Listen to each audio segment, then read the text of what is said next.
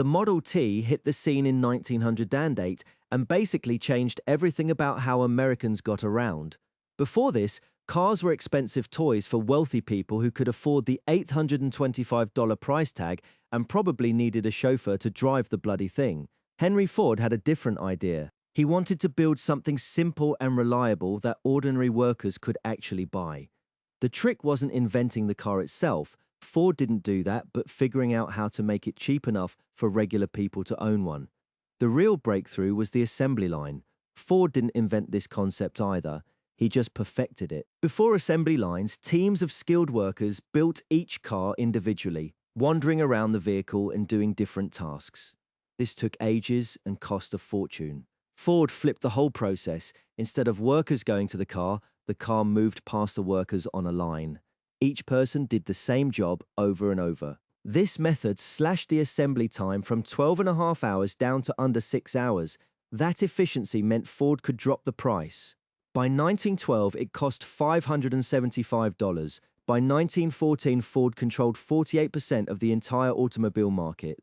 The Model T turned cars from luxury items into everyday tools that millions of Americans could afford. The Duesenberg Model J showed up at the New York Car Show in December 1928, right before everything went to hell with the stock market crash.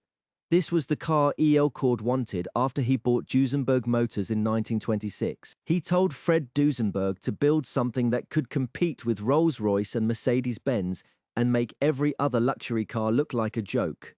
The bare chassis alone cost $8,500. That was before you even had a body put on it. For context, the average doctor was making less than $3,000 a year at this point.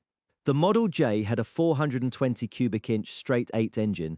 It pumped out 265 horsepower, which was absolutely massive for the time. The car could hit 116 miles per hour, making it the fastest production car in America.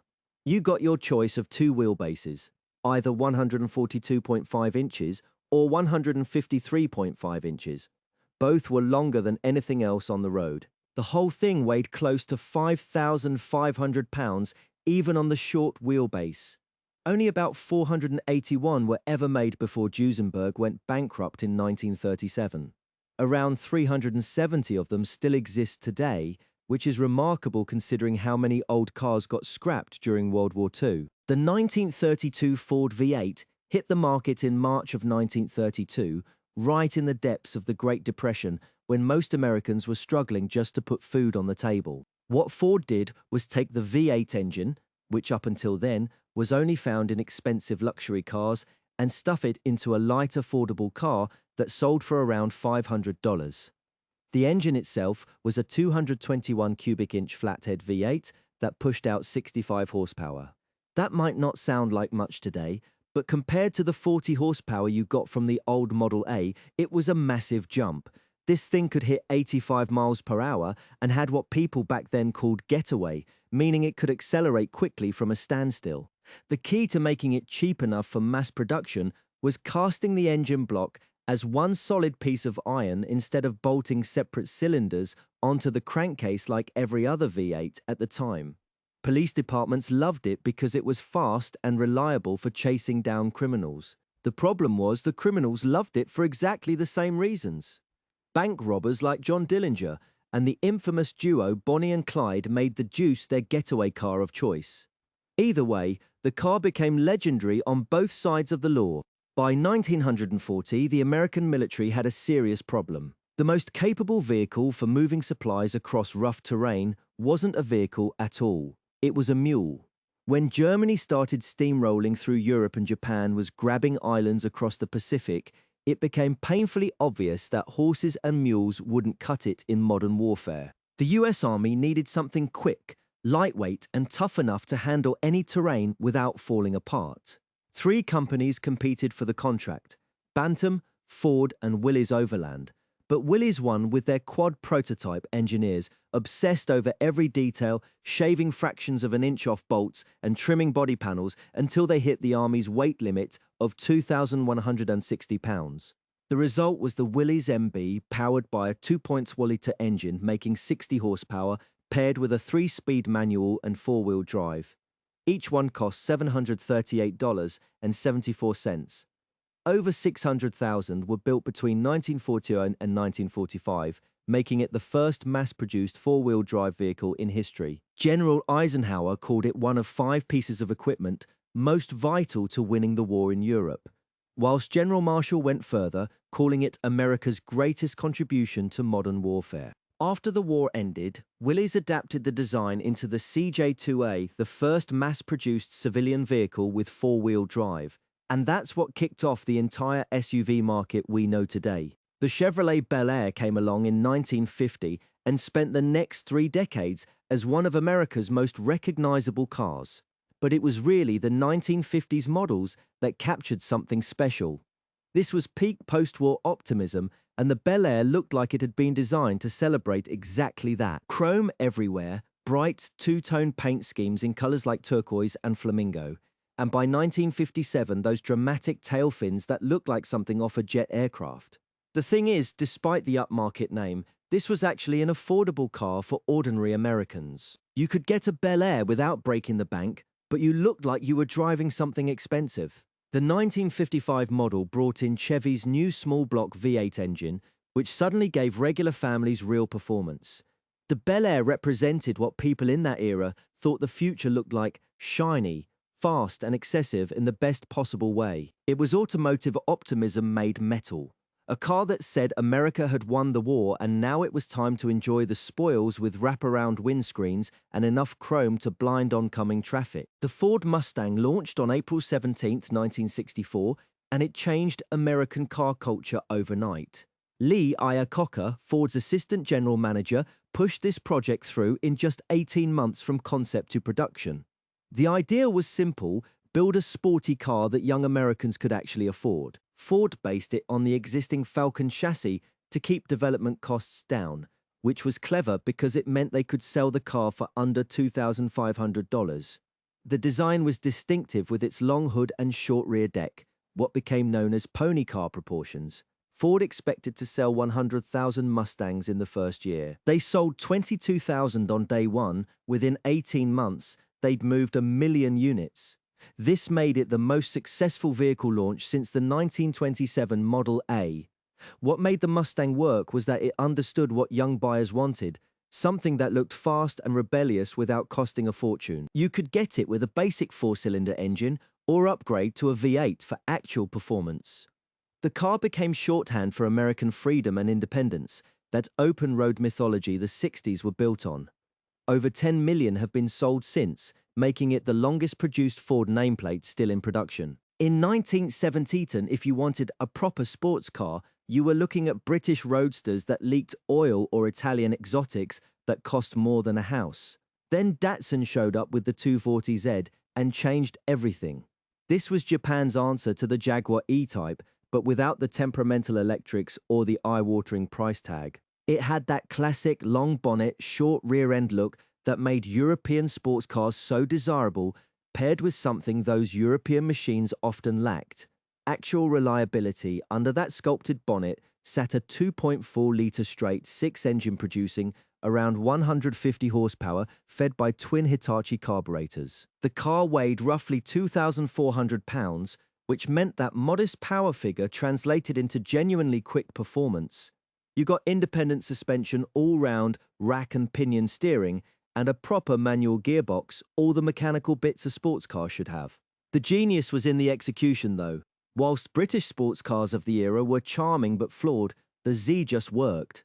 It started every morning, the electrics functioned, and the engine didn't require constant fettling. When the oil crisis hit in 1973, suddenly European sports car sales collapsed, whilst the Z kept selling, proving you didn't need to compromise reliability for performance. The DeLorean DMC-12 looked like it had driven straight out of a science fiction film, which is ironic given what happened later. John DeLorean left General Motors in 1973 to build his own sports car, one that would be safe, futuristic, and completely different from anything else on the road. He got the British government to fund a factory in Dunmurry, Northern Ireland, promising jobs in an area desperately needing them. Italian designer Giorgetto Guaro created the wedge-shaped body with those dramatic gull-wing doors that hinged at the roof and swung upward. The entire outer body was brushed stainless steel over fiberglass. No paint whatsoever, giving it that distinctive dull silver finish. Production began in 1990, and immediately problems emerged. The car was heavy at 2,700 pounds, and that French-designed PRV6 engine only managed 130 horsepower. 0 to 60 took about 9 seconds with the manual gearbox, which was embarrassing for a sports car. The doors looked spectacular, but sometimes wouldn't open if you parked on a slope. Around 9,000 were built before the company collapsed in 1992 amid financial scandal. The DeLorean should have disappeared into automotive history as an expensive failure, but then Back to the Future came out in 1995, turning it into Doc Brown's time machine. That film made the DeLorean immortal. More people recognize it now than ever actually bought one when it was new. The Mazda Miata showed up at the Chicago Auto Show in February 1999 and immediately proved that simple could be brilliant. Mazda looked at the dead roadster market, the one killed off by cost and complexity and rubbish reliability from British sports cars, and decided to bring it back with Japanese dependability. The formula was straightforward: front engine, rear drive, 2 seats, a convertible top you could actually operate without 3 people helping, and an engine that made just 116 horsepower from 1.6 litres. That power figure sounds pathetic by modern standards, but the whole car weighed barely anything, so it moved with proper enthusiasm. The original sticker price was around $13,800, which made it genuinely affordable. Mazda reckoned they'd sell 20,000 units a year in America, but ended up shifting closer to 40,000 because people actually wanted the thing. What made it work was that every detail felt deliberate. The controls failed to hand naturally. The steering told you what the front wheels were doing, the gearbox snicked through its gates with precision, and the whole experience felt connected in a way most cars had forgotten about. It wasn't trying to be the fastest or most powerful, it was trying to be fun, and that made all the difference. When Toyota released the Prius in December 1997, it was the first hybrid car you could actually buy in a dealership. Before this, hybrids were concept vehicles or limited experiments, not something regular people drove home. The Prius combined a 1.5-litre petrol engine with an electric motor in a way nobody had done before at mass production scale. It wasn't like Honda's system where an electric motor just helped out a normal engine. This was 2 complete drivetrains working together through a planetary gearbox, borrowed straight from the design of a Model T, switching between power sources as needed throughout your drive. The electric motor grabbed energy back during braking instead of wasting it as heat, storing it in a nickel-metal hydride battery pack tucked under the rear seats.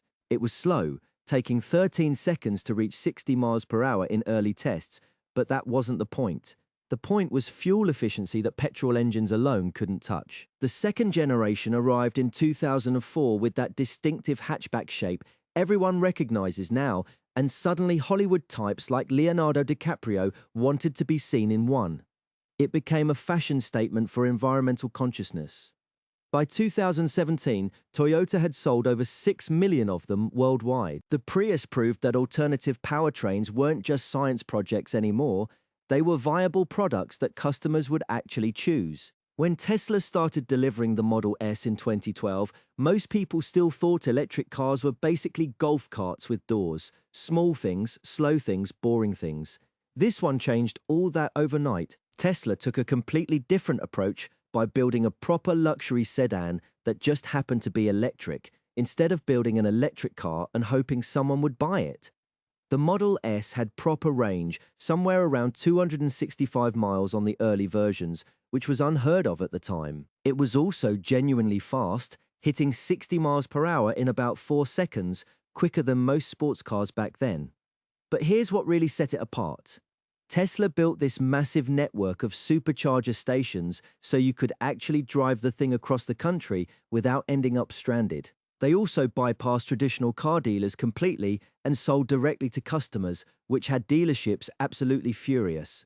Inside, it had this enormous 17-inch touchscreen that made every other car's interior look dated instantly. Luxury wasn't just leather seats anymore, it was technology. Within a couple years, every major automaker was scrambling to build their own electric luxury sedan trying to catch up. The Model S basically showed the entire industry what was possible and forced them to take electric vehicles seriously. The Ford F-150 Lightning launched in spring 2022 and marked a proper turning point for electric vehicles in America. Ford took the country's best-selling vehicle, the F-150, which had held that title for 45 years straight, and made it fully electric. This wasn't some experimental side project or limited production run. They built it at the Rouge Electric Vehicle Center and priced the base model under $40,000. The Lightning looks almost identical to a regular F-150, which was entirely deliberate. Ford knew truck buyers wanted a truck that looked like a truck, not some futuristic concept vehicle. The main visual differences are subtle closed-off grille for aerodynamics, distinctive LED running lights, and more disc-like alloy wheels. Where it gets interesting is under the bonnet. The standard battery version produces 452 horsepower and 775 pound-feet of torque. The extended range model pumps out 580 horses. Both hit 60 miles per hour in the mid-5s or mid-4s respectively, making them the quickest F-150s Ford ever built. The extended range battery gives you 320 miles, whilst the standard gets 230. Ford also added a massive weatherproof storage area up front where the engine used to sit, the frunk, which can hold 400 pounds, and includes power outlets. 3 out of 4 reservation holders were new to Ford, meaning this truck pulled people from other brands. That's the real story here, mainstream truck buyers choosing electric.